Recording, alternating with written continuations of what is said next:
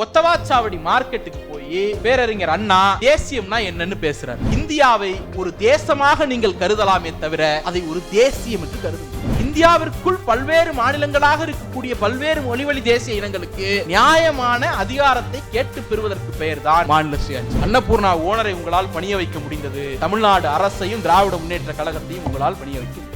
சுயமரியாதையோடு தலை நிமிர்ந்து நிற்க வேண்டும் என்று சொன்னால் மிரட்டக்கூடிய அதிகாரத்தை டெல்லியிடமிருந்து பறிக்க வேண்டும். ஏதோ சங்க பாடல்ல யாரோ எழுதி வச்சுட்டு போயிட்டாங்க அப்படிங்கிறதுக்காக இன்னைய வரைக்கும் நாங்க யானை கட்டி போர் அடிச்சோம். மாடு கட்டி போர் அடிக்கிறதுக்கே நம்மள்ட்ட விவசாயம் கிடையாது, நிலம் கிடையாது, நீர் கிடையாது, அரசியல் பேர வலிமை கிடையாது, மூலதனம் கிடையாது. இது எல்லாம் தாண்டி ஒன்றிய அரசுடைய ஓரவஞ்சனை. நீங்க இதுல எப்படி கிரெடிட் எடுக்கலாம்? வளர்ந்துட்டீங்க கொடுங்க. வளரும் போது எனக்கு ஏதாவது நீ உதவி பண்ணியிருந்தா வளர்ந்துட்டீங்க கொடுங்கன்னு கேட்கறதுல ஒரு நியாயம். கடல் நீர் ஏன் உப்பு கரிக்குது? கடல் கடந்து போன தமிழர் எல்லாம் கண்ணீர் சிந்தியதால் உப்பு கரிக்குது. பர்மாவுக்கும் தயாமுக்கும் ரயில் பாதை போடுறதுக்கு கொத்தடிமைகளாக போன சமூகம் இது சமூகம். உன்னை விட கீழே வரிய நிலையில் இருந்த தமிழ்நாடு இன்னைக்கு முன்னேறி போயிருக்கிறது என்று சொன்னால் நாங்கள் பெரியாரிய தத்துவத்தை நம்பினோம், அண்ணாவின் பின்னால் அணிவகுத்தோம், கலைஞரோடு கைகோர்த்து நின்றோம். இன்றைக்கு முத்துவேல் கருணாநிதி ஸ்டாலின் அவர்களை ஆதரிக்கிறோம். திராவிட இயக்க தமிழர் பேரவையினுடைய தென்காசி மாவட்டம் மற்றும் திராவிட மாணவர் பேரவை இணைந்து நடத்துகின்ற பெரியார் அண்ணா பிறந்தநாள் விழா சிறப்பு கருத்தரங்கத்திற்கு தலைமையேற்றிருக்கக்கூடிய அண்ணன் ராம வைரமுத்து அவர்களே, முன்னிலை ஏற்றிருக்கக்கூடிய தோழர்களே, இந்த நிகழ்ச்சிக்கு நோக்க உரை வழங்கிய சீரிய களப்பணியாளர் பேராசிரியர் நெல்லை பாபு அவர்களே, வாழ்த்துரை வழங்கி அமர்ந்திருக்கக்கூடிய எங்கள் கழகத்தினுடைய மாவட்ட கழக பொறுப்பாளர் தலைவர் கலைஞர் அவர்களிடம் போய் உங்களை எப்படி அடையாளப்படுத்திக்க விரும்புகிறீர்கள் என்று கேட்டபோது, ஏறக்குறைய தமிழ்நாட்டின் 5 முறை முதலமைச்சர், தமிழ்நாட்டினுடைய அரசியலை 50 ஆண்டு காலம் தீர்மானித்தவர், இந்தியாவினுடைய அரசியல் திசைவழி பிரதமராக இருக்கட்டும், கூட்டணி ஆட்சிகளாக இருக்கட்டும், எமர்ஜென்சிக்கு பிந்தைய அரசியலில் தீர்மான சக்தியாக விளங்கியவர். அவர் அடையாத உயரம் கிடையாது, பெறாத பேர் கிடையாது.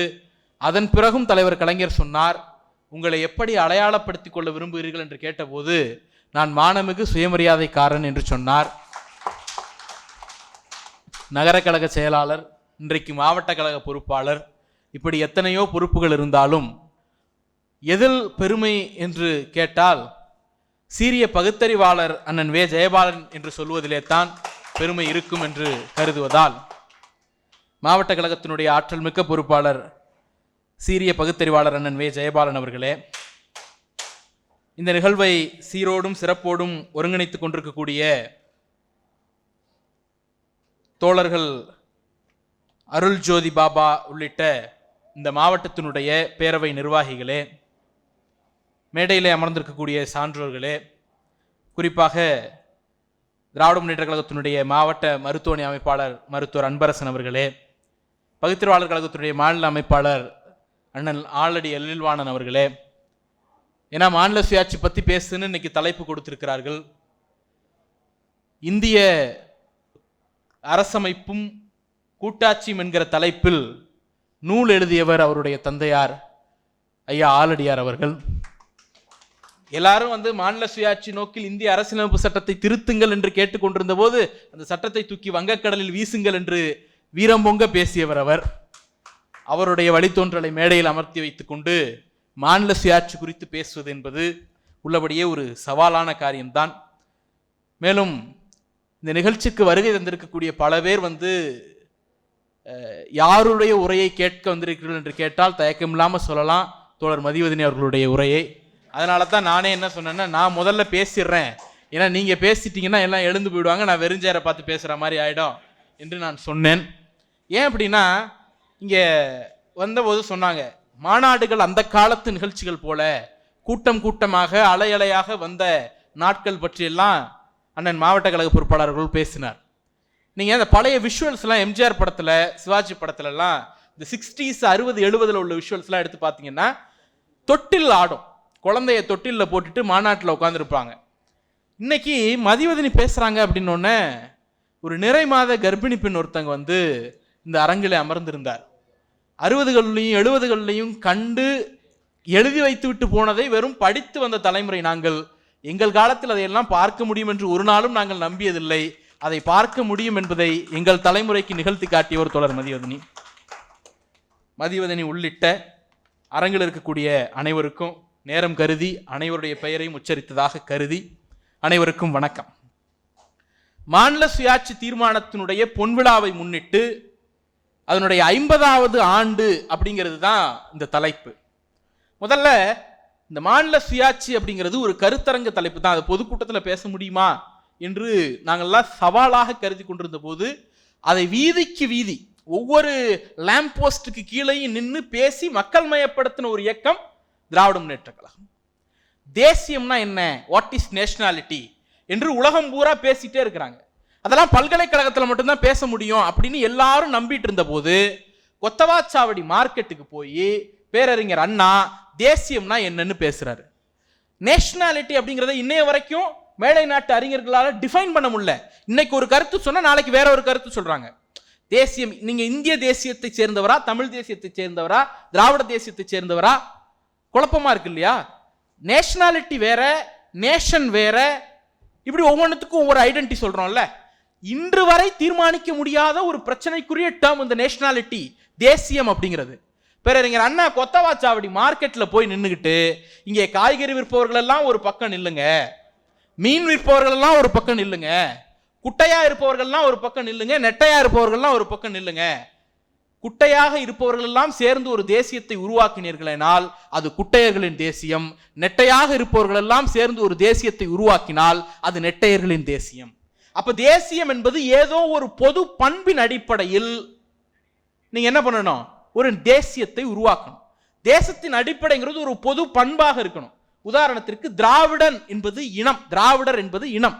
அந்த இனத்தின் அடிப்படையில் நீங்கள் ஒரு தேசியத்தை உருவாக்கினீர்கள் என்றால் அது திராவிட தேசியம் பொருள் இருக்கிறது இல்லையா? அடுத்து வாங்க, தமிழ் தேசியம் பொருள் இருக்கா இல்லையா? தமிழன் என்பது ஒரு அடையாளம். நான் தமிழ் மொழி பேசுகிற காரணத்தினால் நான் தமிழன் ஆகிறேன். என்னுடைய தாய்மொழி தமிழாக இருக்கிற காரணத்தினால் நான் தமிழன் ஆகிறேன். அப்ப தமிழ் என்கிற அடையாளத்தின் அடிப்படையில் நீங்கள் ஒரு தேசியத்தை உருவாக்குனீங்கன்னா அது தமிழ் தேசியம். இந்திய தேசியம் என்பதற்கு என்ன பொருள்? இந்திய தேசியம் என்பதற்கு எந்த பொது பண்பின் அடிப்படையில் இந்திய தேசியம் என்பது வரையறுக்கப்படுகிறது? இந்திய தேசியம் என்பது ஒரு அரசியல் சொல்லாடல். இந்தியாவை ஒரு தேசமாக நீங்கள் கருதலாமே தவிர அதை ஒரு தேசியம் என்று கருத முடியாது. இந்தியா என்பது ஒரு நேஷன், நேஷனாலிட்டி என்கிற குழப்பத்தில் இது ஒரு தேசமாக இருக்கலாம். நாம் ஒரு நிர்வாக தேசமாக உருவாகி இருக்கிறோம். இந்தியா என்கிற இறையாண்மையை மதிக்கிறோம், ஒருமைப்பட்டு நிற்கிறோம், அதெல்லாம் வேற. ஆனால் உன்னுடைய தாய்மொழி என்னன்னு கேட்டா என்ன சொல்றோம்? அப்போ இந்தியா என்பது பல தேசிய இனங்களின் கூட்டமைப்பு. தமிழ் பேசக்கூடிய தேசிய இனம், மராட்டி பேசக்கூடியவர்கள், தெலுங்கு பேசக்கூடியவர்கள், மலையாளம் பேசக்கூடியவர்கள், இந்தி பேசக்கூடியவர்கள், உருது பேசக்கூடியவர்கள் என்று பல தேசிய இனங்களின் மொழிவழி தேசிய இனங்களினுடைய கூட்டமைப்பு தான் இந்தியா. அந்த ஒவ்வொரு மொழிவழி தேசிய இனத்திற்கும் தன்னுடைய மாநிலத்தில் என்ன நடக்க வேண்டும் என்பதை தானே தீர்மானித்துக் கொள்ள வேண்டிய அதிகாரத்தை கேட்பதற்கு பெயர்தான் மாநில சுயாட்சி, வேற ஒன்றும் கிடையாது. அப்ப இந்தியா என்கிற ஸ்ட்ரக்சர் மீது எந்த விதமான விமர்சனத்தையும் நம்ம அப்புறம் பேசலாம். அந்த ஸ்ட்ரக்சரை தகர்க்கல. இந்தியா என்கிற நாட்டை ஏற்றுக்கொண்டு இந்தியாவிற்குள் பல்வேறு மாநிலங்களாக இருக்கக்கூடிய பல்வேறு மொழிவழி தேசிய இனங்களுக்கு நியாயமான அதிகாரத்தை கேட்டு பெறுவதற்கு பெயர் தான் மாநில சுயாட்சி. இந்த மாதிரி டெக்னிக்கலா கேட்டா அடுத்த 10வது நிமிஷம் இங்க பல பேர் தூங்கிடுவோம் இல்லையா? ஒன்றும் இல்லைங்க, இந்த கோயம்புத்தூர்ல ஒரு சம்பவம் நடந்துச்சு 2 நாளைக்கு முன்னாடி. பாத்தீங்களா?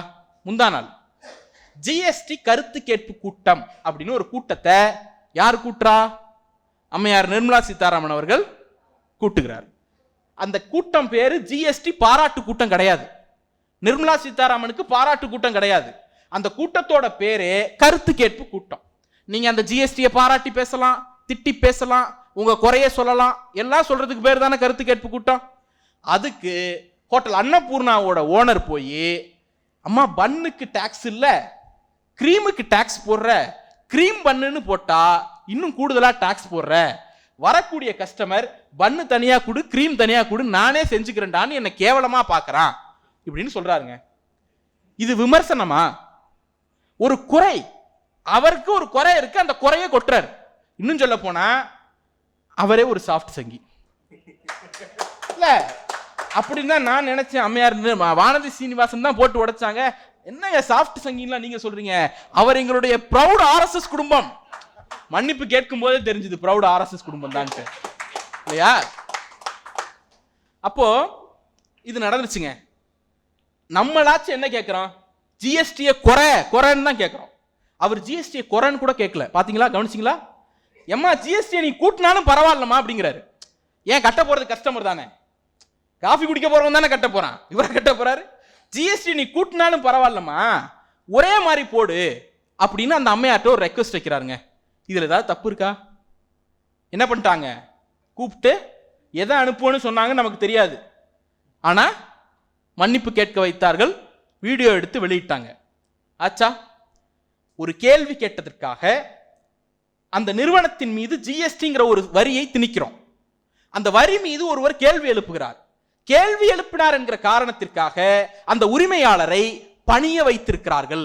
எதன் மூலம் பணிய வைத்திருக்கிறார்கள்? மிரட்டல் மூலம் பணிய வைத்திருக்கிறார்கள். இப்படியே வச்சுக்கங்க. இப்படி இன்னொரு பக்கம் வாங்க. கடந்த 10 நாட்களாக தமிழ்நாட்டினுடைய பிரதான தலைப்பு செய்தி என்ன? எஸ்எஸ்ஏன்னு ஒரு கல்வி நிதியை தமிழ்நாட்டிற்கு கொடுக்க மாட்டேன் என்று மோடி அரசு மிரட்டுகிறது. எஸ்எஸ்ஏ கல்வி நிதினா ஒன்றும் கிடையாது. இப்ப ஏழை குழந்தைகள் வந்து பிரைவேட் ஸ்கூல்ல படிக்க வைக்கிறோம், கவர்மெண்ட் ஃபீஸ் கட்டுது. இப்ப 100 சீட் ஒரு பிரைவேட் ஸ்கூல்ல இருக்குன்னா 25 சீட்டை ஏழை குழந்தைங்களுக்கு கொடுக்கணும், ஃபீஸ் வாங்காம கொடுக்கணும். அந்த ஃபீஸை கவர்மெண்ட் கட்டிடும். அதே போல ஒரு பள்ளிக்கூடம் இருக்குன்னா அதுல டாய்லெட் ஆண் குழந்தைகளுக்கு தனியா டாய்லெட், பெண் குழந்தைகளுக்கு தனியா டாய்லெட். ஒரு பள்ளிக்கூடம் இருக்கு அப்படின்னா அதுல எலக்ட்ரிசிட்டி ஃபெசிலிட்டி, அதுல கம்ப்யூட்டர் ஃபெசிலிட்டி, இப்படி ஒரு 20 ஃபெசிலிட்டியை உருவாக்கணும். இது எல்லாத்துக்கும் ஒன்றிய அரசு சில உதவித்தொகையை கொடுக்குது. முழுமையான தொகை அவங்க தொகை கிடையாது. குறிப்பிட்ட அளவு பணம் கொடுக்குறாங்க. ஒரு 60%, சில இதுக்கு 50% இப்படி பணம் கொடுக்குறாங்க. அந்த திட்டத்திற்கு பெயர் தான் ஒருங்கிணைந்த கல்வி திட்டம். இந்த ஒருங்கிணைந்த கல்வி திட்டத்தை எப்போ உருவாக்குனாங்க?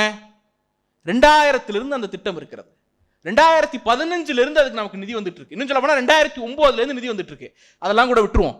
2018 ஒவ்வொரு வருடமும் அந்த திட்டத்தின் கீழே நிதி வந்துட்டு இருக்கு. 2020 என்ன கொண்டு வராங்க? புதிய கல்விக் கொள்கைன்னு ஒன்று கொண்டு வராங்க. 2022 என்ன கொண்டு வராங்க? PM ஸ்ரீ பள்ளிகள் அப்படின்னு ஒன்று கொண்டு வராங்க.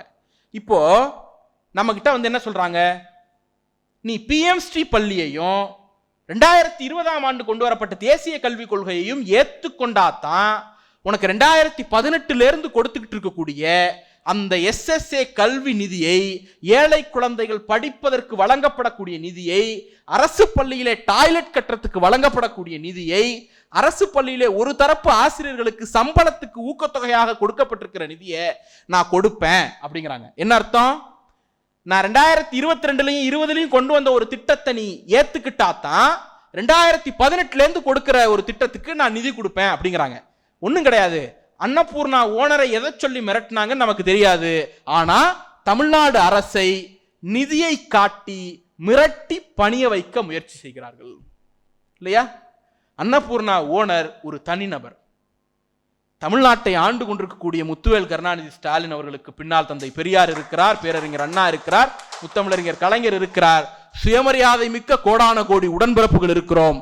அதன் காரணமாக அன்னபூர்ணா ஓனரை உங்களால் பணிய வைக்க முடிந்தது. தமிழ்நாடு அரசையும் திராவிட முன்னேற்ற கழகத்தையும் உங்களால் பணிய வைக்க முடியும். அன்னபூர்ணா ஓனருக்கு பின்னால என்ன அரசியல் தத்துவம் இருக்குன்னு நமக்கு தெரியாது. ஆனால் தமிழ்நாடு அரசுக்கு பின்னால், தமிழ்நாட்டினுடைய தலைவராக இருக்கக்கூடிய முத்துவேல் கருணாநிதி ஸ்டாலின் அவர்களுக்கு பின்னால் தந்தை பெரியார் என்கிற தத்துவம் இருக்கிறது. அதன் காரணமாக உங்களை பணிய வைக்க முடியும். அப்போ நீங்க என்ன பண்றீங்க? ஏதோ ஒண்ணு வச்சு மிரட்டிட்டே இருக்கீங்க. இந்த டெல்லி அப்படின்னாலே மிரட்டல் எந்திரமாக மாறிடுது இல்ல? அப்போ மாநில சுயாட்சிக்கு இதுக்கு என்ன சம்பந்தம் நீங்க கேக்குறீங்க இல்லையா? இன்னைக்கு நம்முடைய தலைவர் இருக்கிறார், மிரட்டலுக்கு பணி இல்லை. 4 வருஷத்துக்கு முன்னாடி ஒருத்தர் தவழ்ந்து போனார் இல்லையா? அவர் இருந்து இந்த மாதிரி ஒரு நெருக்கடி வந்திருந்தா என்ன பண்ணிருப்பார்? தமிழ்நாட்டை அடகு வைத்திருப்பார். அப்போ தலைவர்கள் வருவார்கள் போவார்கள்.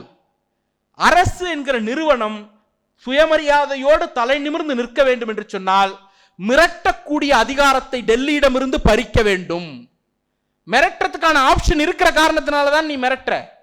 கல்விக்கு நிதி கொடுக்க வேண்டிய இடத்தில் நீ இருக்கிற காரணத்தினால தானே நீ கொடுக்க மாட்டேன், இதை ஏத்துக்கோ அப்படின்னு சொல்லி கழுத்துல கத்தி வைக்கிற. அப்ப என்ன சொல்ல போறோம்? மாநில சுயாட்சி என்கிற கோரிக்கையின் அடிப்படை மிரட்டக்கூடிய அதிகாரத்தை, மாநிலங்களை தன்னுடைய நகத்துக்கு கீழே வைத்திருக்கக்கூடிய அதிகாரத்தை டெல்லியிடமிருந்து பறித்து மாநிலங்களிடம் கொடுப்பதற்கு பெயர்தான் மாநில சுயாட்சி.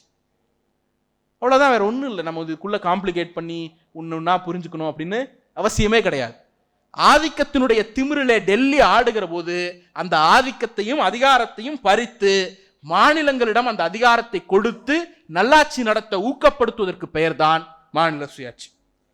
இப்போ அடுத்தது நமக்கு ஒரு கேள்வி வரும். நாங்கள் மாநில சுயாட்சி கேட்டுகிட்டே இருக்கீங்க, ஏன் என்ன பண்ண போறீங்க இந்த அதிகாரத்தெல்லாம் வச்சுக்கிட்டு? டெல்லி ஆண்டாதான் என்ன அப்படிங்கிற கேள்வி வருது இல்லையா? நீங்கள் என்ன பதவி வெறி பிடித்து அதிகார வெறி பிடித்து இந்த கோரிக்கையை வைக்கிறீங்களா அப்படின்னு கேட்குறீங்க.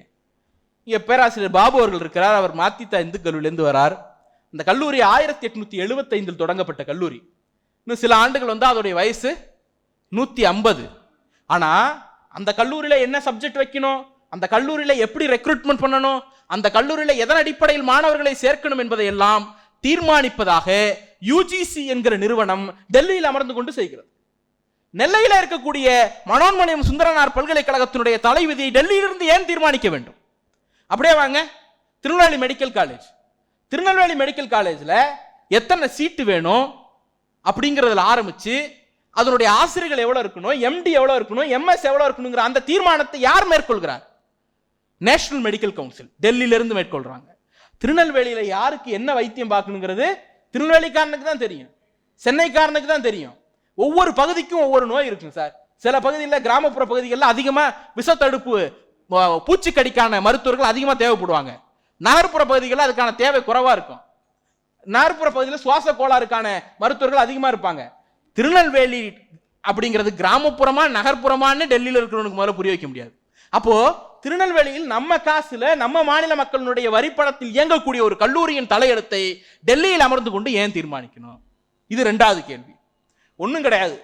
செங்கோட்டை பேசஞ்சர் போகுது இல்லையா, இந்த செங்கோட்டை பேசஞ்சருக்கு கூடுதலாக ஒரு ஸ்டாப் போடணும் அப்படின்னாலோ இல்லை இன்னும் ஒரு பேசஞ்சர் ட்ரெயினை கூடுதலாக போடணும்னாலோ யார் தீர்மானிக்கணும்? எங்கே போகணும்? டெல்லி. ரயில்வே மினிஸ்ட்ரிக்கு டெல்லிக்கு போகணும். இன்னும் நான் வெள்ள நிவாரணம் போன டிசம்பர் மாதம் மிகப்பெரிய அளவில் வெள்ளம் பாதித்தது. திருநெல்வேலி, தூத்துக்குடி, கன்னியாகுமரி மாவட்டங்கள் எல்லாம் தலைக்கு மேலே தண்ணி போச்சு. பல தலைமுறை சேமிப்புகளை நீரில் எல்லாத்தையும் விட்டுட்டு நின்னோம். அந்த நீரில் பாதிக்கப்பட்ட மக்களுக்கு நிதி கொடுப்பதற்கு, நிவாரண உதவி கொடுப்பதற்கு எங்க போய் நாம நிதி கேட்க வேண்டியிருக்கு? டெல்லியில போய் கேட்க வேண்டியிருக்கு. கொடுக்க மாட்டான். எதிர்க்கட்சிகள் ஆளக்கூடிய மாநிலம் என்பதால் பழி வாங்குகிறார்கள்.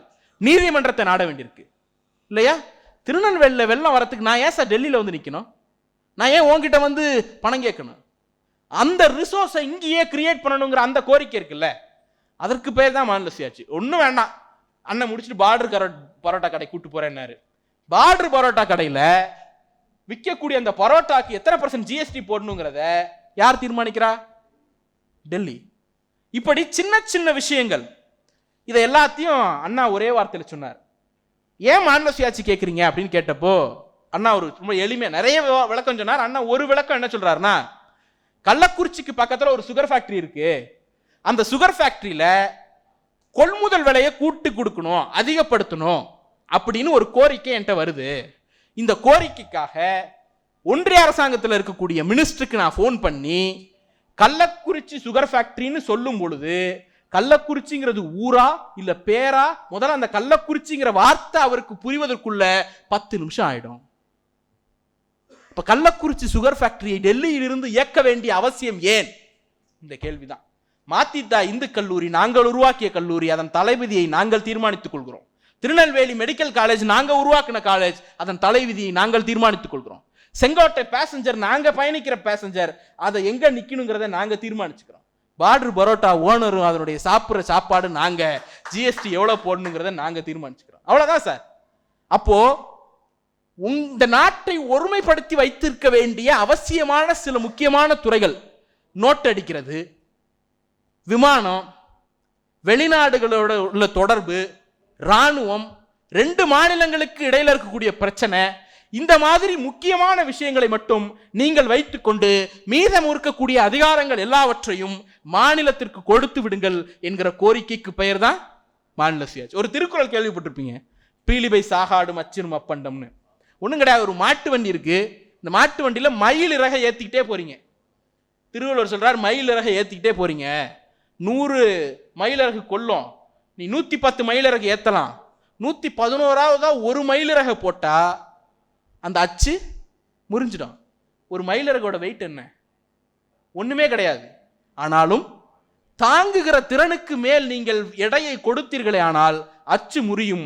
ஒன்றிய அரசினுடைய தாங்குகிற திறனுக்கு மேல் அதிகாரங்களை குவித்து கொண்டே இருக்கிறார்கள். அந்த அச்சு முறிவு என்னவாக விளையும் என்பதை அவர்கள் உணர்வார்கள். அப்ப அந்த எச்சரிக்கைக்கு எதிராகத்தான் என்ன நடக்கும்? நீங்க இங்க ரோடு எக்ஸ்பான்ஷனுக்கு, கொல்லம் மதுரை பைபாஸ் எக்ஸ்பாண்ட் பண்ணணும்னா நம்ம போய் அங்க ஃபைல தூக்கிட்டு 4 வருஷம் 5 வருஷம் நிக்க வேண்டியிருக்கு. 1,00,000 கோடிக்கு நான் சாலை ப்ராஜெக்ட் தமிழ்நாட்டுக்கு கொடுத்தேன் அப்படின்னு 4-5 ஆண்டுகளுக்கு முன்பு சொன்னாங்க. இந்த நிமிடம் வரைக்கும் 100 கிலோமீட்டர் கூட, ஒரு 100 கிலோமீட்டர் ரோடு கூட எக்ஸ்டெண்ட் ஆகல. என்ன காரணம்னா ஃபைல் டிலே. அண்டர் செக்ரட்டரியிலேருந்து டாப் செக்ரட்டரி வரைக்கும் 23 டேபிள் மாறி இறங்கி வரத்துக்குள்ள 4 வருஷம் 5 வருஷம் ஓடி போயிடுது. அப்போ இந்த நிர்வாக சிக்கல் எதனால உருவாகுது? தேவையற்ற அதிகப்படியான அதிகாரங்களை டெல்லியில் குவித்து வைத்திருக்கிற காரணத்தினால் இந்த நிர்வாக சிக்கல் ஏற்படுகிறது. எனவே நிர்வாகத்தை சீர்திருத்தி மாநிலங்களிடம் கொடுத்து விடுங்கள் என்கிற கோரிக்கைக்கு பெயர் தான் மாநில சுயாட்சி. அடுத்தது மாநில சுயாட்சி கேட்பதில் இன்னொரு முக்கியமான கோரிக்கை இருக்கு, அதுதான் வரி பகிர்வு. இந்த வரி பகிர்வு விவகாரம் அப்படிங்கிறது ரொம்ப ரொம்ப முக்கியமான ஒரு விஷயம். ஒன்றும் கிடையாது சார், தமிழ்நாட்டில் நாம் எல்லாம் வேலை செய்கிறோம், வரி கட்டுறோம், உழைக்கிறோம். நான் இன்கம் டேக்ஸே கட்டுறது இல்லைங்க, நான் எப்படி வரி கட்டுறேன் அப்படின்னு நீங்கள் கேட்கலாம். வாங்கக்கூடிய சீப்பு சோப்பு கண்ணாடியிலிருந்து டூத் பேஸ்ட் டூத் பிரஷ்லேருந்து எல்லாத்துக்கும் வரி கட்டி தான் ஆகிறோம். அப்போது நாம் எல்லோரும் வரி கட்டுக்கிறோம், உழைக்கிறோம், அதிகமான பொருளை கன்சியூம் பண்ணுறோம், வரி கட்டுறோம் இல்லையா? அப்போ இந்தியாவிற்கு, இந்திய அரசாங்கத்திற்கு நாம் செலுத்தக்கூடிய ஒவ்வொரு ரூபாய்க்கும் நமக்கு எவ்வளவு திருப்பி வருது? 29 பைசா. அதுதான் அதிகபட்சம். 29 பைசாங்கிறது எங்களுடைய இளைஞரணி செயலாளர் தாராள மனதோடு சொன்னது. அதுதான் அதிகபட்சம். குறைந்தபட்சம் 26 பைசா தான், ஆவரேஜ் 27 பைசா தான். ஒரே ஒரு ஆண்டுல மட்டும் 29 பைசா அதிகபட்சமா கொடுத்தாங்க, ₹1 வந்துச்சுன்னா. இதே நாட்டில் தான் பிறந்தோம், ஆனா உத்தரப்பிரதேசத்துக்காரர் ₹1 கொடுத்தா ₹2.50 திருப்பி வருது. இந்த நிதி பகிர்வினுடைய அரசியலுக்கு அவங்க என்ன காரணம் சொல்றாங்க? நீங்க வளர்ந்துட்டீங்க, அதனால நீங்க வளராத மாநிலங்களுக்கு கொடுங்க அப்படிங்கிறாங்க. நான் என்ன கேட்கிறேன், நீ உதவி பண்ணி நான் வளர்ந்தேனா? தமிழ்நாடு நீங்க உதவி பண்ணி வளர்ந்துச்சா? தமிழ்நாட்டு நிலவளம் கிடையாது சார். இந்த சொல்லுவான் சில பேர், முப்போகம் விளைஞ்ச பூமி, மதுரை தமுக்க மைதானத்தில் நாங்கெல்லாம் யானை கட்டி போரடிச்சோம். யார்? உங்க தாத்தா போரடிச்சாரா? இல்லை உங்க தாத்தாவுக்கு அப்பா போரடிச்சாரா? அப்படிலாம் ஒண்ணு வரலாறு தெரிஞ்சு கிடையாது சார். ஏதோ சங்க பாடல்ல யாரோ எழுதி வச்சுட்டு போயிட்டாங்க அப்படிங்கிறதுக்காக இன்னைய வரைக்கும் நாங்க யானை கட்டி போரடிச்சோம். மாடு கட்டி போரடிக்கிறதுக்கே நம்மள்ட்ட விவசாயம் கிடையாது. மழை பெஞ்சாதான் விவசாயம், நீர் செழுமை அப்படிங்கிறது கிடையாது. பக்கத்து மாநிலத்துல தான் வெயிட் பண்ணிட்டு இருக்கணும். ராமநாதபுரம் உள்ளிட்ட பல பகுதிகள் வறட்சி, குடிநீருக்கே தண்ணி இல்லாத நிலைமை தான். அப்போ நிலவளம் கிடையாது, நீர் வளம் கிடையாது. அரசியல் பேர வலிமை உத்தரப்பிரதேசத்துக்கு இருக்கக்கூடிய 80 MP இருக்கான். அதே மாதிரி நமக்கு அரசியல் பேர வலிமை இருக்கா அப்படின்னா இல்ல. நாம நினைச்ச ஒரு ஆட்சி அப்படி கவுக்க முடியுமா? முடியாது. அந்த அளவுக்கு அரசியல் பேர வலிமை கிடையாது. குஜராத்துக்கும் மகாராஷ்டிராவுக்கும் பனியா கேபிட்டல், 100 வருடம் 200 வருடம் பழமையான அந்த பனியா கேபிட்டல் மூலதனம் அவங்க அப்பாவோட சொத்து, தாத்தாவோட சொத்து, இப்படி வழி வழியா மாறிட்டே வருது. இங்க நீங்க மூலதனம் கொடுக்கக்கூடிய சமூகங்கள்னு விரல் விட்டு எண்ணிடலாம். அப்போ நிலம் கிடையாது, நீர் கிடையாது, அரசியல் பேர வலிமை கிடையாது, மூலதனம் கிடையாது. இது எல்லாம் தாண்டி ஒன்றிய அரசினுடைய ஓரவஞ்சனை. இன்னைக்கு தான் நம்மளை பழி வாங்குறாங்களான்னு கேட்டா இல்ல. 1955 அண்ணா எழுதுகிறார், வடக்கு வாழ்கிறது தெற்கு தேய்கிறதுன்ட்டு. 1955 இருந்து பழி வாங்கிட்டு தான் இருக்கிறாங்க. அப்போ இந்த பழிவாங்கல் நடவடிக்கைங்கிறது இன்னைக்கு நேற்று தொடங்கல, அண்ணா காலத்திலிருந்தே தொடங்கி விட்டது. அப்ப நீங்க யோசிச்சு பாருங்க, எல்லா எதிர்மறை டிஸ்அட்வான்டேஜஸையும் அட்வான்டேஜா மாத்தி நாம ஜெயிச்சிருக்கிறோம்னு சொன்னா உங்கள் யாருடைய உதவியும் இல்லாமல் தமிழ்நாடு. அப்ப நீங்க இதுல எப்படி கிரெடிட் எடுக்கலாம்? வளர்ந்துட்டீங்க கொடுங்கன்னா, வளரும் போது எனக்கு ஏதாவது நீ உதவி பண்ணியிருந்தேன்னா வளர்ந்துட்டீங்க கொடுங்கன்னு கேட்கறதுல ஒரு நியாயம் இருக்கு. நான் வளரும் போது எனக்கு தொல்லை மட்டும்தான் கொடுத்த, இன்னைக்கு நான் வளர்ந்த பிறகு நீ வளர்ந்துட்ட அதனால பணம் கொடுன்னு கேட்கறதுல என்ன நியாயம் இருக்கு? ஒருத்தன் வளர்ந்துட்டாங்கிறதுனாலேயே உன் காலை கொஞ்சம் வெட்டிக்கப்பா அப்படின்னா என்ன நியாயம்? இப்போ அவன் 4 அடி தான் வளர்ந்துருக்கான், நீ 6 அடி வளர்ந்துட்ட, 2 அடி குறைச்சிக்க, 2 அடி காலை வெட்டிக்க அப்படின்னு சொன்னா அது நியாயமா? அதைத்தான் இன்றைக்கு ஒன்றிய அரசு செய்கிறது. பீகார் 4 அடி தான் உயரம் இருக்கான், தமிழ்நாடு 6 அடி உயரம் இருக்கு, 2 அடி காலை வெட்டிக்கங்களேன் அப்படின்னு கேட்பதற்கு பேர் தான் நீ 29 பைசா வச்சுக்க, அவன் 2 ரூபா 50 பைசா வச்சுக்கிட்டோம் என்று சொல்லுவார். அப்ப நீங்க இது அப்படியே எங்கெல்லாம் வருது பாருங்களேன். நாம சுதந்திரம் அடைந்தது ஒரே நாள்ல, எல்லாருக்கும் இருக்கக்கூடிய எல்லா டிஸ்அட்வான்டேஜும் நமக்கு இருந்துச்சு. அவன் ஓடின வேகமும் நாம ஓடின வேகமும் ஒண்ணுதான். இன்னும் சொல்ல போனா நம்மை விடவும் மேம்பட்ட நிலையில் பீகார் இருந்தது. 1963 டோனி பிளேயர் இன்ஸ்டிடியூட் ஆய்வுப்படி தமிழ்நாட்டினுடைய வறுமை அளவு 50%. 100 பேர் இருந்தாங்கன்னா அதுல 50 பேர் வறுமையில இருந்தான். பீகார்ல 100 பேர் இருந்தா வெறும் 48 பேர் தான் வறுமையில இருந்தான். நம்மளை விட வறுமை குறைவு எங்க? பீகார்ல 1963 அண்ணா ஆட்சி வரதுக்கு முன்னாடி. அதனாலதான் அண்ணா உவமையா சொல்லுவார், கடல் நீர் ஏன் உப்பு கரிக்குது, கடல் கடந்து போன தமிழரெல்லாம் கண்ணீர் சிந்தியதால் உப்பு கரிக்குது. பர்மாவுக்கும் சயாமுக்கும் ரயில் பாதை போடுறதுக்கு கொத்தடிமைகளாக போன சமூகம் இந்த சமூகம். என் தாத்தா படிச்சாரு, அவ்வை பாட்டி படிக்கலையான்னு கேட்கறான்ல. உன் பாட்டி ஏன்டா படிக்கல? கொத்தடிமை ஏன் உங்க தாத்தாவும் என் தாத்தாவும் போனாரு? பர்மாவுக்கு சயாமுக்கு போகணும்னு என்ன தலைவிதி? அந்த அளவிற்கு பஞ்சம் தலைவிரித்தாடியது. 1967 தேர்தலினுடைய பிரதான முழக்கம் என்ன? பக்தவச்சல் அண்ணாச்சு, பருப்பு விலை என்னாச்சு, அவ்வளவுதானே. அப்போ வறுமை தலைவிரித்தாடி ஒரு தமிழ்நாடு. இன்னைக்கு என்ன நிலவரம் தெரியுமா? தமிழ்நாட்டினுடைய வறுமை அளவு 2%, பீகாரினுடைய வறுமை அளவு 33%. அண்ணா 55 எழுதுறாரு, வடக்குல எல்லாம் 600 ரூபாய் சம்பாதிக்கிறான் மாசத்துக்கு அப்படின்னு எழுதுறாரு. அன்னைக்கு நாம தமிழ்நாட்டில் 300 ரூபாய் சம்பாதிக்கிறோம். வருட சராசரி வருமானம் 600 ரூபாயாக வட இந்தியாவில் இருந்த போது தமிழ்நாட்டில் 300 ரூபாய். இன்னைக்கு தமிழ்நாட்டினுடைய வருடாந்திர சராசரி வருவாய் 2,40,000 ரூபாய், பீகாருடைய வருவாய் 45,000 ரூபாய். ஒரு பீகாரை சேர்ந்த ஒரு குடிமகன் இந்திய அரசாங்கத்திற்கு ஒரு ஆண்டுக்கு 2,000 ரூபாய் சராசரியா வரி கட்டினா, தமிழ்நாட்டை சேர்ந்த ஒரு குடிமகன் இந்திய அரசாங்கத்திற்கு சராசரியாக 17,000 ரூபாய் வரி கட்டுறான். ஒரே நாட்டில் தான் பிறந்தோம், ஒன்னா தான் வளர்ந்தோம், ஒன்னா தான் சுதந்திரம் அடைஞ்சோம். ஒன்னை விட கீழே வறிய நிலையில் இருந்த தமிழ்நாடு இன்னைக்கு முன்னேறி போயிருக்கிறது என்று சொன்னால், நாங்கள் பெரியாரிய தத்துவத்தை நம்பினோம், அண்ணாவின் பின்னால் அணிவகுத்தோம், கலைஞரோடு கைகோர்த்து நின்றோம். இன்றைக்கு முத்துவேல் கருணாநிதி ஸ்டாலின் அவர்களை ஆதரித்துக் கொண்டிருக்கிறோம். நாங்கள் நல்ல அரசியலை தேர்ந்தெடுத்தோம், முன்னேறணும்.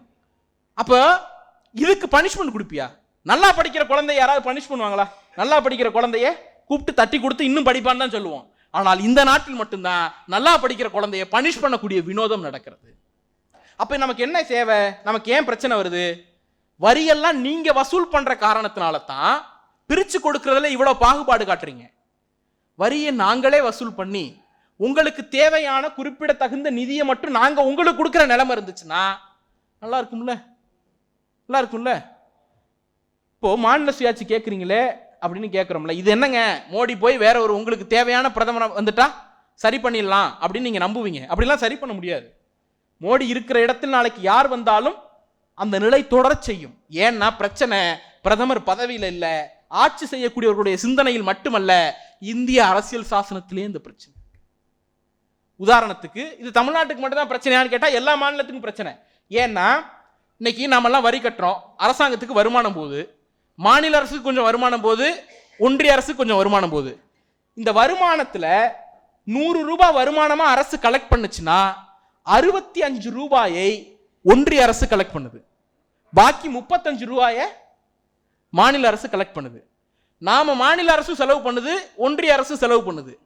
யார் அதிகமா செலவு பண்ணுவான்னு நினைக்கிறீங்க? 100 ரூபாய் செலவானா 65 ரூபாய் மாநில அரசு செலவு செய்கிறது. 100 ரூபாய் வருமானத்தில் 65 ரூபாய் உனக்கு, 35 ரூபாய் எனக்கு. 100 ரூபாய் செலவு பண்ணணும்னா வெறும் 35 ரூபாய் தான் நீ செலவு பண்ணுவேன், 65 ரூபாய் நான் செலவு பண்ணணும். இந்த கான்ட்ரடிக்ஷன் இருக்குல்ல, இந்த முரணை இன்னைக்கு இருக்கக்கூடிய ஆட்சியாளர்கள் பெரிதுபடுத்துகிறார்கள். ஆனால் உருவாக்கியது அரசியல் சாசனம். அதனால தான் தலைவர் கலைஞர் கேட்டார் 1974 50 ஆண்டுகளுக்கு முன்னால் கேட்டார், இந்திய அரசியல் சாசனத்தை மாநில சுயாட்சிக்கு ஏற்றவாறு திருத்துங்கள் என்று கேட்டார். அதனுடைய பொன்விழா ஆண்டைத்தான் இன்றைக்கு நாம் கொண்டாடிட்டோம். ஒரு எளிமையான ஒரே ஒரு விளக்கம் சொல்றேன் பாருங்க. ஒரு வீட்டில் ஒரு பசுமாடு இருக்கு, ஒரு தென்னை மரம் இருக்கு. அண்ணன் வைரமுத்து அண்ணன்ட்ட பஞ்சாயத்து வருது, வழக்கறிஞர். அண்ணன் தம்பி அடிச்சுக்கிறாங்க, இது 2 தான் எங்க அப்பா விட்டுட்டு போன சொத்து, இதை எப்படியா 2 பேருக்கும் பார்த்து ஃபைசல் பண்ணி விடுங்க, பிரிச்சு கொடுங்க அப்படின்னு கேட்குறாங்க. அண்ணன் வைரமுத்து அண்ணன் எப்பா தம்பியை கூப்பிட்டு இந்த மாட்டோட முன்பகுதி உனக்கு, மாட்டோட பின்பகுதி உங்க அண்ணனுக்கு, இந்த மரத்தோட கீழ்ப்பகுதி உனக்கு, மரத்தோட மேல் பகுதி உங்க அண்ணனுக்குன்னு சொல்லிடுறாருன்னு வச்சுக்கோங்களேன். என்ன அர்த்தம்? புல்லு போடுறது, கஞ்சி ஊத்துறது, மாத்திரை மருந்து கொடுக்கறதெல்லாம் தம்பி, பால் கறந்து காசாக்குறது அண்ணன், தண்ணி ஊத்துறது உரம் வைக்கிறதுன்னு செலவு பண்றதெல்லாம் தம்பி, மரத்தில் காய்க்கிற காயை வித்து காசாக்குறது அண்ணன்.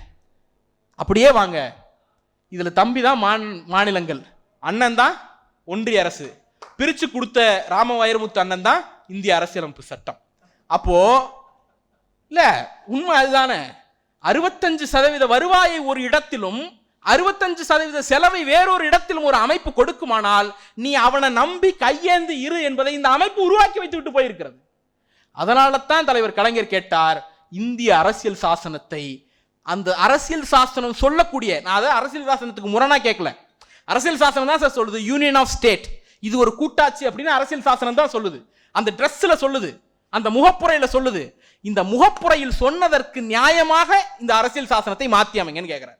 இப்ப சங்கி பயிலும் வந்து என்ன சொல்றான், அரசியல் சாசனத்தை மாத்தணும்னு சொல்றான். நாமளும் என்ன சொல்றோம், அரசியல் சாசனத்தை மாத்தணும்னு சொல்றோம். நாம ரெண்டு பேரும் ஒன்னா இருக்கோம் அப்படின்னு தோல் மேல கையை போடுவோம். ஏய் நீ யாரா கையை போறது, கையேடுறான்னு சொல்லி விரட்டி விட்டுறணும். we are not same bro, நாம ஒண்ணு கிடையாது. ஒரே ஒரு வித்தியாசம் இருக்கிறது. இந்திய அரசியல் சாசனம் எதை சொன்னதோ அதற்கு ஏற்றாற் போல அரசியல் சாசனத்தை திருத்த வேண்டும் என்பது நம்முடைய கோரிக்கை. இந்திய அரசியல் சாசனம் எதை சொல்லுகிறதோ, செக்குலர் என்பதை சொல்லுகிறது, கூட்டாட்சி என்பதை சொல்லுகிறது, அதை கொள்வது போல அரசியல் சாசனத்தை திருத்த வேண்டும் என்பது சங்கியினுடைய பார்வை. ரெண்டு பார்வையும் ஒண்ணு கிடையாது. நாம் அம்பேத்கருடைய கனவுக்கு நியாயம் சேர்க்க வேண்டும் என்று போராடுகிறோம், அவர்கள் அம்பேத்கரின் கனவை கொல்ல வேண்டும் என்று போராடுகிறார்கள். ரெண்டுத்துக்கும் அடிப்படை வேறுபாடு இல்லையா? அடுத்தது இப்படியே நம்ம பேசிக்கிட்டே போனோம்னா, இன்னைக்கு ஒரு டிப்பிக்கல் எக்ஸாம்பிள் இன்னைக்கு நடந்தது சொல்றேன். முதலமைச்சர் அமெரிக்கா போயிட்டு வந்திருக்கிறாங்க. அமெரிக்கா போயிட்டு வரும்பொழுது இந்த மொத்த அக்ரிமெண்ட் நிறைய கையெழுத்து போட்டிருக்காங்கல்ல, அந்த கையெழுத்தெல்லாம் எடுத்து பார்த்தீங்கன்னா பொதுவாகவே வெளிநாடுகளுக்கு போய் நம்ம என்ன அக்ரிமெண்ட் போடுவோம், கார் கம்பெனி அக்ரிமெண்ட் போடுவோம், பைக் கம்பெனி அக்ரிமெண்ட் போடுவோம், சில பேர் என்ன பண்ணுவாங்கன்னா இந்த செல்போன் கம்பெனி அக்ரிமெண்ட் போடுவோம், அதுதான் மேக்சிமம் போடுவோம். ஆனால் முதல் முறையாக ஒரு மாநிலத்தினுடைய முதலமைச்சர் வெளிநாட்டுக்கு போய் ஏஐ டூல், ஆர்டிபிஷியல் இன்டெலிஜென்ஸ் பத்தி அக்ரிமெண்ட் போடுறார், செமிகண்டக்டர் சிப் பத்தி அக்ரிமெண்ட் போடுறார், கிரீன் ஹைட்ரஜன் பத்தி அக்ரிமெண்ட் போடுறார். இதெல்லாம் ஒண்ணும் கிடையாது. நீங்க ஒரு மோட்டார் வாகன தொழிற்சாலையோ டெலிபோன் உதிரிபாக தொழிற்சாலையோ உருவாக்குனீங்கன்னா குறைவான ஊதியம் பெறக்கூடிய நிறைய தொழில் வேலை வாய்ப்புகளை உருவாக்க முடியும். நான் சொல்லக்கூடிய இந்த ஹை பேயிங் இருக்குல்ல, செமிகண்டக்டரா இருக்கட்டும், ஏஐயா இருக்கட்டும், இதெல்லாம் அதிகமான சம்பளம் கொடுக்கக்கூடிய குறைவான வேலைகளை உருவாக்கும்.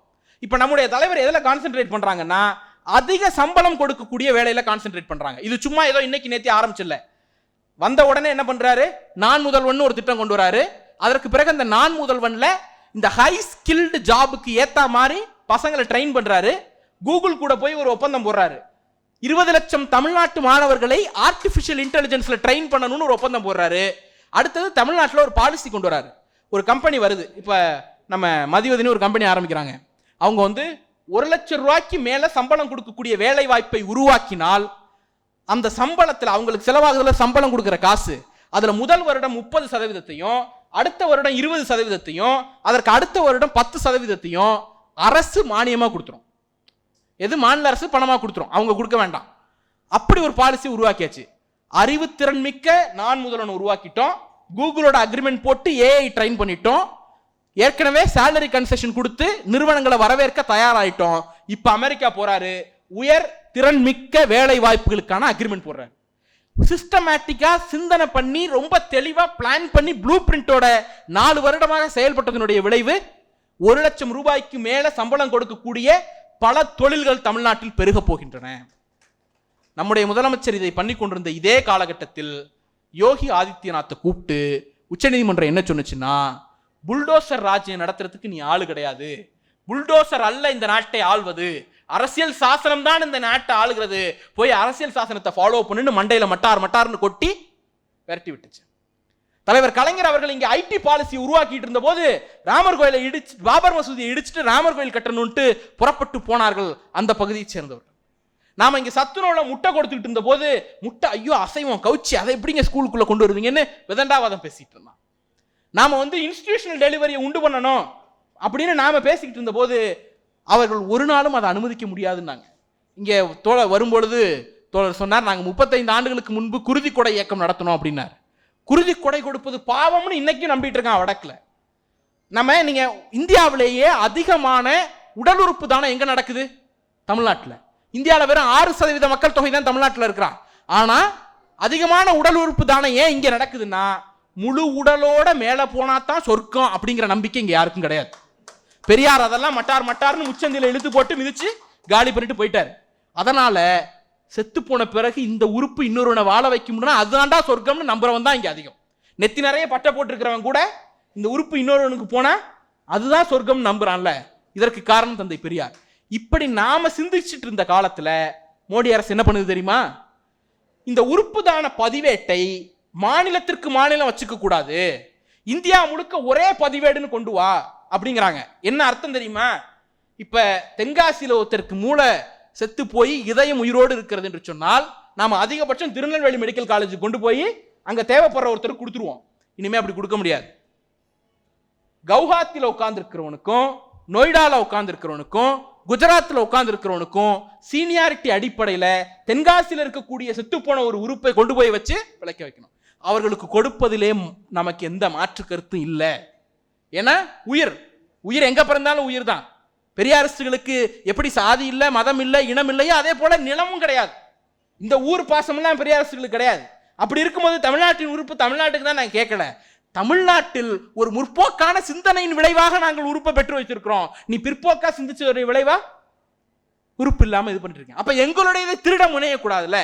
நிதியை திருடுனீங்க, உணவை திருடுனீங்க, இப்படி ஒன்னொன்னா திருடிட்டு கடைசியாக உயிர் கொடுக்கக்கூடிய உறுப்பை திருடக்கூடிய இடத்திற்கு வந்திருக்கிறார். நான் அந்த ஹை பேயிங் ஜாப்ஸ் பத்தி சொன்னேன். ஹை பேயிங் ஜாப்ஸ்ல என்ன பண்ண போறோம்? 1 லட்சம் ரூபாய்க்கு மேல சம்பளம் வரக்கூடிய வேலை வாய்ப்பை நாம உருவாக்க போறோம். நம்ம ஆளெல்லாம் சேர்ந்து அதிகமா இன்கம் டாக்ஸ் கட்ட போறாங்க. அந்த டாக்ஸை கொண்டு போய் எங்க கொடுக்க போறாங்க? உத்தரப்பிரதேசலையும் பீகார்லையும் கொடுக்க போறாங்க. அப்ப கஷ்டப்பட்டு உழவு உழுது நெல்லு பயிரிட்டு அறுத்து அதுல உம்மி தனியா நெல்லு தனியா பிரிச்சு வைக்கிறது நாம. எப்போ உம்மியை நீ வச்சுக்க, நெல்லை நான் எடுத்துட்டு போறேன் அப்படின்னு சொல்லி எடுத்துட்டு போவதாக டெல்லி இருக்கிறது. இதை எதிர்த்து கண்டித்து பேசிய அரசியலுக்கு பெயர் தான் மாநில சுயாட்சி அரசியல். கடைசியாக ஒரே ஒரு செய்தி மட்டும். இங்க ஒரு புதிய கட்சி ஒன்று தொடங்கியிருக்கிறாங்க. விரைவில் மாநாடு போட போறதா சொல்லியிருக்கிறாங்க. ஆமாம், மாநாடுக்கும் சரி ஏதோ ஒன்று கொடியே ரகசியமா ஏற்றிட்டு போறவர் அவர். அதனால நம்ம அதுக்குள்ளெல்லாம் போக வேண்டாம். ஒரு செய்தி மட்டும்தான் சார். அவர் நாம பேசக்கூடிய அரசியலைத்தான் பேச போகிறார். அண்ணா வகுத்து கொடுத்த, தந்தை பெரியார் வகுத்து கொடுத்த, தலைவர் கலைஞர் வகுத்து கொடுத்த அரசியலைத்தான் பேச போகிறார் அப்படிங்கிறது நமக்கு இப்போதைக்கு தெரியுது. இப்போதைக்கு இது வரைக்குமான நடவடிக்கை அடிப்படையில். ஆனால் அதில் புரிதலோடு பேச வேண்டும், அதில் தெளிதலோடு பேச வேண்டும். நீட் வேண்டாங்கிறதுக்கு அவர் ஒரு நியாயம் சொல்றாரு. என்ன நியாயம் சொல்றாருன்னா, ஸ்பெஷல் கன்கரண்ட் லிஸ்ட்னு ஒன்று உருவாக்கி அந்த ஸ்பெஷல் கன்கரண்ட் லிஸ்ட்ல கொண்டு போய் நாம எதை வச்சிட்டோம்னா, எஜுகேஷன் வச்சிட்டோம்னா இந்த பிரச்சனையிலேருந்து விடுதலைங்க அப்படிங்கிறாரு. எனக்கு டக்குன்னு வடிவேலு தான் ஞாபகம் வந்தார். இங்க இருக்கக்கூடிய தமிழ்நாட்டை அப்படியே தூக்கிட்டு போய் டெல்லிக்கு பக்கத்துல வச்சிட்டோம்னா அங்க அவங்க கொடுக்குற அதிகாரத்தெல்லாம் நாம வாங்கிட்டு, நீங்க இப்ப நாம சிரிக்கிறோம், மாநில சுயாட்சி கேட்ட தலைவர்களை நக்கலடித்து வந்த காமெடி அந்த காமெடி. நான் மாநில சுயாட்சி கேட்டா நீ அது ஒரு பகடியா, அது வடிவேலுக்கு தெரியாது, வாய்ப்பு இல்லை. ஆனால் அது நம்ம நக்கலடிச்சு வந்த ஒரு விஷயம். நான் இப்ப என்ன சொல்றேன், கன்கரண்ட் லிஸ்ட் அப்படின்னா என்னன்னு முதல்ல தெரிஞ்சுக்கணும். ஸ்டேட் லிஸ்ட்னு ஒன்று இருக்கு, யூனியன் லிஸ்ட்னு ஒன்று இருக்கு, கன்கரண்ட் லிஸ்ட்னு ஒன்று இருக்கு. ஸ்டேட் லிஸ்ட்ல இருக்கக்கூடிய விஷயங்களுக்கு நாமளே சட்டம் இயற்றிக்கலாம், பிரச்சனை இல்லை. யூனியன் லிஸ்ட்ல இருக்கக்கூடிய விஷயங்களுக்கு அவங்க சட்டம் இயற்றிக்கலாம், பிரச்சனை இல்லை.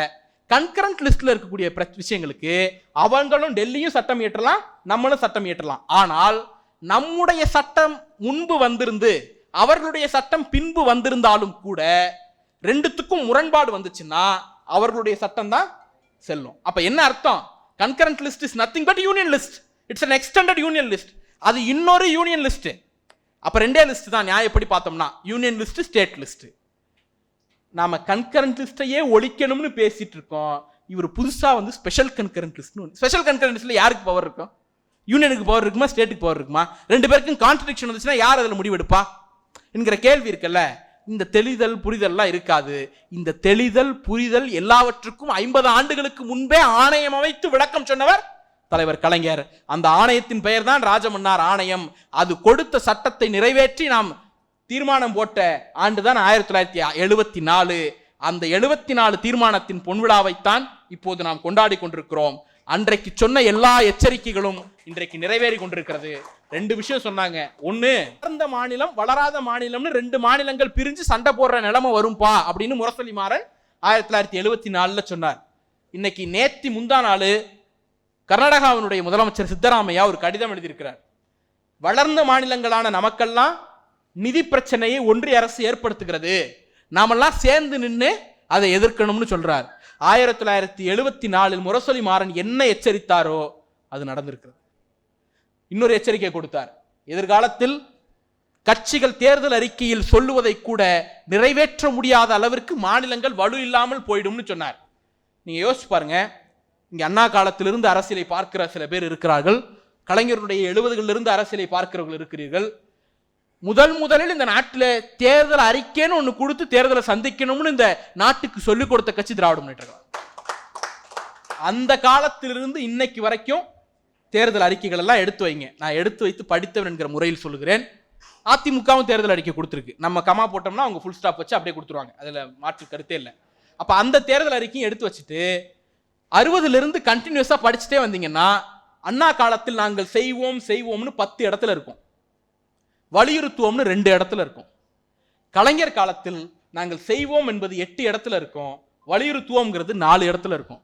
இன்னைக்கு நம்முடைய தலைவர் காலத்தில் செய்வோம் என்பது 2 இடத்துல தான் இருக்கு, வலியுறுத்துவோம் என்பது 10 இடத்துல இருக்கு. அண்ணா காலத்தில் இருந்த உரிமைகளை விட, தலைவர் கலைஞர் காலத்தில் இருந்த உரிமைகளை விட நம்முடைய தலைவர் காலத்தில் அதிகமான உரிமைகளை இழந்திருக்கிறோம். அதனால் அண்ணா காலத்தை விட, தலைவர் கலைஞர் காலத்தை விட நம்முடைய தலைவர் காலத்தில் உங்களுக்கும் எனக்கும் நமக்கும் தான் சண்டையும் போட்டியும் போராட்டமும் அதிகமாக இருக்கிறது. போராட வாருங்கள் என்று சொல்லி வாய்ப்புக்கு நன்றி கூறி விடைபெறுகிறேன். நன்றி, வணக்கம்.